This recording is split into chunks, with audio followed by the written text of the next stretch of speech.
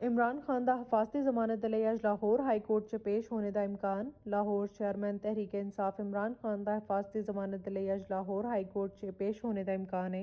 तफसीलात के मुताबिक साबिक वज़ीर आज़म इमरान खान दा हिफाजती जमानत लई अज मुमकिना तौर पर लाहौर हाई कोर्ट च पेश होने का इम्कान है।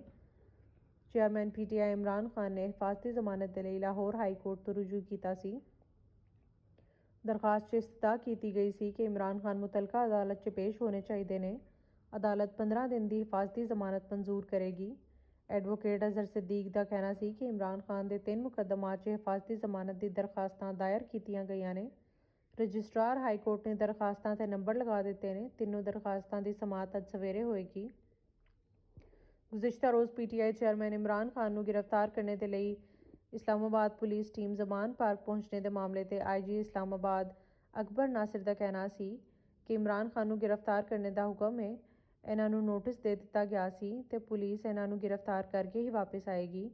इन्हां दा कहना सी कि इमरान खान नूं तोशाखाना केस च गिरफ्तार करने के लिए पहुंचे हाँ। अदालत के वारंट वाजिया ने कि PTI चेयरमैन नूं 7 मार्च तक गिरफ्तार करके पेश किया जाए।